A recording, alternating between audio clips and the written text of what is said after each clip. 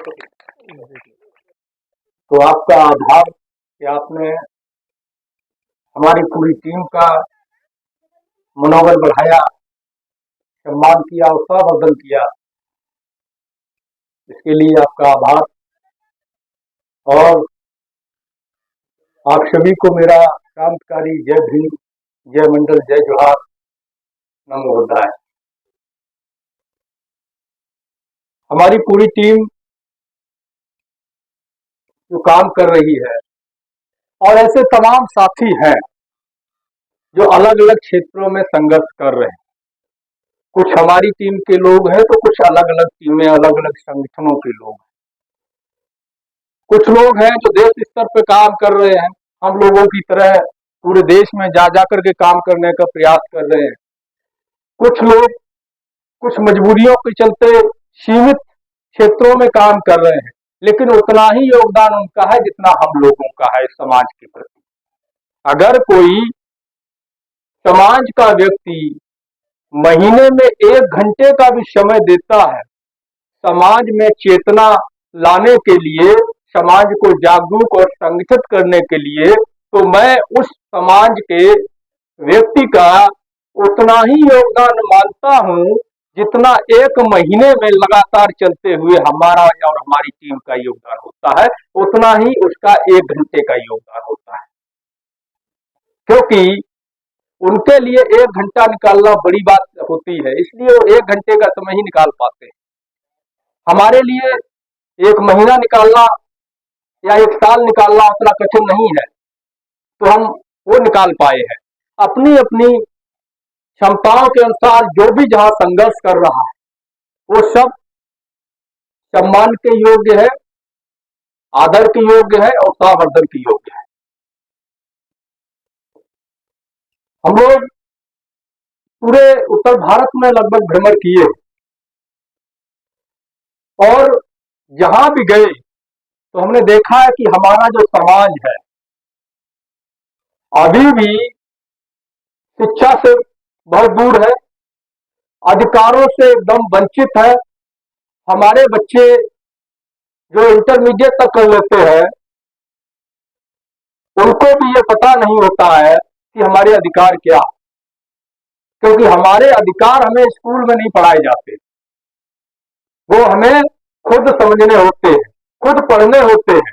और हमें अपने अधिकारों को समझने के लिए भारत का संविधान और मंडल कमीशन पढ़ना बहुत जरूरी है।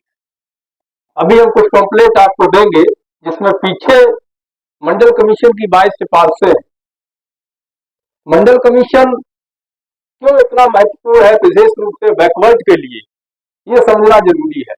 जब बात मंडल की आती है, आप देखते होंगे कि मीडिया में भी, टीवी पर जब चुनाव आता है तो डिबेट चलने लगती है, मंडल कमंडल, मंडल कमंडल। क्या है ये मंडल कमंडल? मंडल जो हमारे हक की बात करता है और कमंडल जो हमारे हक छीन लेने की बात करता है।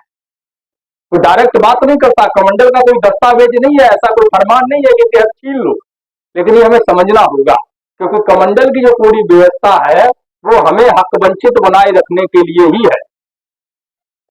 जब मंडल कमीशन लागू हुआ था तो आडवाणी जी कमंडल रथ लेकर के निकले थे, धर्म का रथ लेकर निकले थे, ताकि हमारे लोग अधिकारों से विमुख हो जाए, अपनी जो आवाज है, अपनी जो लड़ाई है उसको छोड़ करके धर्म के साथ, आस्था के साथ जुड़ जाए और ये लड़ाई कमजोर पड़ जाए। और ऐसा हुआ भी। मंडल कमीशन, जैसा कि जानते हैं कि लोग कहते हैं कि मंडल कमीशन की वजह से नौकरियां मिली, ये सत्य है। हमारे समाज का पहला अधिकारी IAS जो है 1993 में बना, जो कुर्मी समाज का था। पहला मंडल कमीशन आने के बाद, उससे पहले हमारा कोई IAS नहीं बना। अगर मंडल कमीशन नहीं आता तो वो भी नहीं बन पाता। मंडल कमीशन की अभी मात्र 2 सिफारिशें लागू हुई, आधे अधूरे तरीके से। पहली, नौकरियों में 27% व्यवस्था की, और दूसरा, हाई एजुकेशन में 27% कोटे की। सिर्फ 2 सिफारिशों के लागू होने से हमारे जीवन में बहुत बड़ा परिवर्तन हुआ है। हमारे समाज के भाई बहनों को नौकरियां मिली, रोजगार मिला, और यूनिवर्सिटियों में, अकेडमियों में एडमिशन मिला, तब जाकर के हम जो है आज हमारे समाज के जो बच्चे, जो भाई बहन जेएनयू में पढ़ रहे हैं, डीयू में पढ़ रहे हैं, बीएचयू में पढ़ रहे हैं। आप पता कर लीजिएगा कि 92 से पहले कितने लोग इन यूनिवर्सिटियों के अंदर हमारे थे, पढ़ने वाले, पढ़ाने वाले भूल जाइए, पढ़ाने वाले अभी भी हमारे ना के बराबर है, और जो है भी उन्हें भी बाहर किया जा रहा है। जैसे आपके आजमगढ़ के डॉक्टर लक्ष्मण यादव जी, ऐसे और तमाम लोग हैं जिनको बाहर किया जा रहा है। तो इसलिए ये महत्वपूर्ण हो जाता है कि हम समझे हमारा अधिकार क्या है और हमारे खिलाफ साजिश क्या है। मंडल कमीशन सिर्फ नौकरियों की बात नहीं करता है, क्योंकि नौकरियों से हमारे पूरे समाज का उत्थान संभव नहीं। 1% से भी कम नौकरियां बची हुई हैं। जब मंडल कमीशन आया था उस समय भी 1.5 से 2% की नौकरियां थी, इन पर उन्हीं का कब्जा था।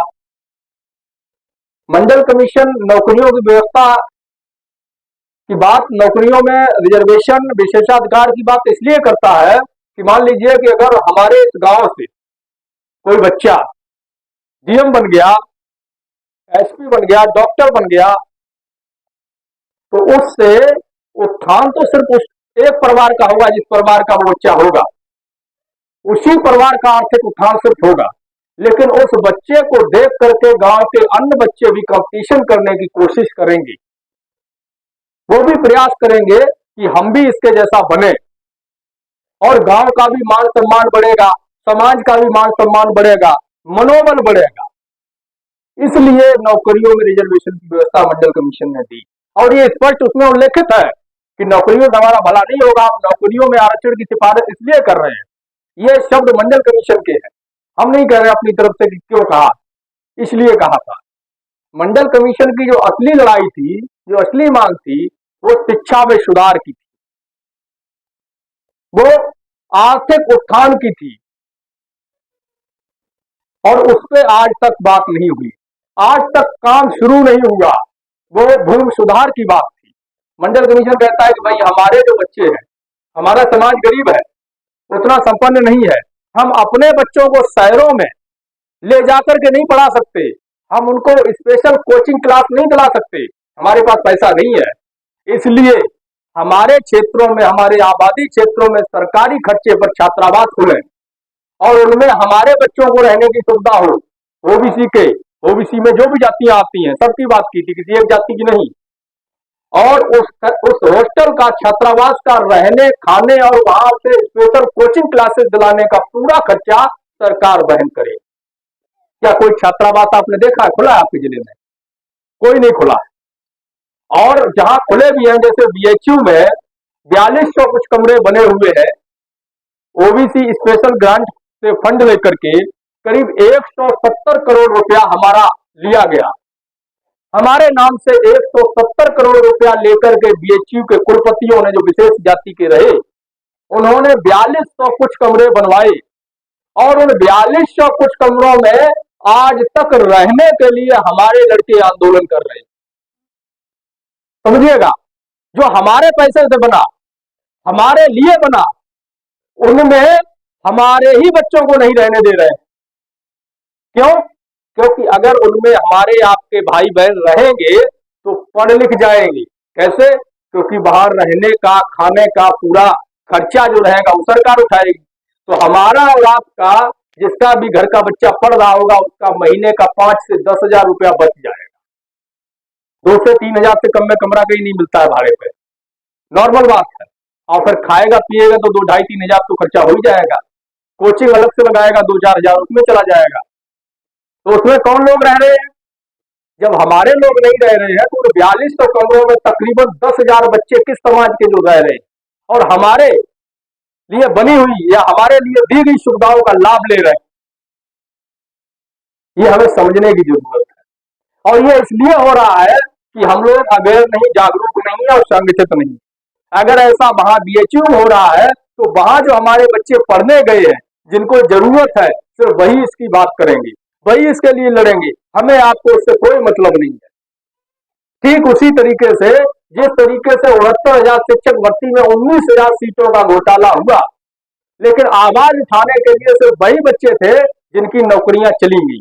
जिनको नौकरियां नहीं मिली, 69,000 शिक्षक भर्ती में 19,000 सीटों के घोटाले की वजह से बाहर रह गई। बाकी समाज उनके साथ कहीं खड़ा नहीं है। आज वो करीब 2.5 साल से धरना दे रहे हैं। दो ढाई साल 2 साल हो गए। 200 करीब 60-65 दिन हो गए उनको। समाज का कोई व्यक्ति गया उनके पास? क्यों? क्योंकि हम सोचते हैं कि हमारा तो है नहीं, हमारा बच्चा अगर होता तो हम जाते। आप सोचिएगा, जब वो व्यवस्था ही खत्म कर दी जाएगी तो आपके जाने से कुछ नहीं होगा, क्योंकि न कभी वो वैकेंसी आपके लिए आएगी, वहां व्यवस्था आपके लिए दी जाएगी, न कभी आपका बच्चा लगेगा। इसलिए मैं मानता हूं कि हमारी ये जिम्मेदारी थी कि हम उन 19,000 जो 69,000 शिक्षक भर्ती में 19,000 सीटों का घोटाला हुआ था, उसके लिए अगर हम लखनऊ नहीं पहुंच सकते थे तो हर गली नुक्कड़ चौराहे पर जाम करके बैठ जाते। 15 दिन में नहीं, 1 महीने में सही सरकार घुटनों की बल आ जाती और आपका अधिकार जो छीना है आपसे वापस करती। लेकिन हमने ऐसा नहीं किया। इसलिए आज 2 साल से हमारे समाज के भाई बहन वहां पर रोज आंदोलन करते हैं, गाली खाते हैं, लाठी खाते हैं, चोटिल होते हैं, कहीं हाथ टूटता है, कहीं पैर टूटता है, भर्ती होते हैं, कहीं सर फटता है। किसकी वजह से? हमारे और आपकी वजह से। क्योंकि हमें इस बात की कतई कोई चिंता नहीं। तो वही हाल है। तो किसी ने लिखा है, कवि ने, क्या नाम है, जलते घर को देखने वाले फूस का छप्पर आपका है। जलते घर को देखने वाले फूस का छप्पर आपका है, उसके पीछे तेज हवा है, आगे मुकद्दर आपका है। उसकी मौत पे मैं भी चुप था, मेरा नंबर अब आया, मेरी मौत पे तुम भी चुप हो, आपका नंबर आगे है। समझ रहे हैं? यानी कि एक के बाद। साथियों नमस्कार, जय मंडल, जय शमदान, जय जोहार। मैं अनुज सिंह विद्रोही। साथियों, आप देख रहे हो मंडल यात्रा 25 अगस्त 2022 से चल रही है और 17 फरवरी 2024 तक चलेगी। जातिवार जनगणना को लेकर, मंडल कमीशन की सिफारिशों को लागू करवाने को लेकर, जनसंख्या के अनुपात में आरक्षण की मांग को लेकर के, और 17 फरवरी 2024 से स्थायी आंदोलन की शुरुआत होगी। दोस्तों, इस यात्रा के जरिए आंदोलन का निर्माण करने के लिए हमें आपके साथ की ज़रूरत है और सहयोग की ज़रूरत है। आप सभी से अपील है कि आप सभी इस यात्रा को चलाने के लिए आर्थिक सहयोग करें। यात्रा के जो वीडियोज़ हैं उनको अधिक से अधिक शेयर करें और हमारे इस यूट्यूब चैनल को सब्सक्राइब कर लें, बेल आइकन को प्रेस करें ताकि आपको नोटिफिकेशन मिलता रहे और अधिक से अधिक लोगों तक इस सूचना को पहुँचाएँ। अपना कोई मीडिया नहीं है, अपना कोई तंत्र नहीं है। हम लोगों को अपनी लड़ाई, अपनी सूचनाएं खुद ही प्रसारित करनी, खुद ही लड़ाई को खड़ा करना है। शुक्रिया। जय मंडल, जय शमदानी।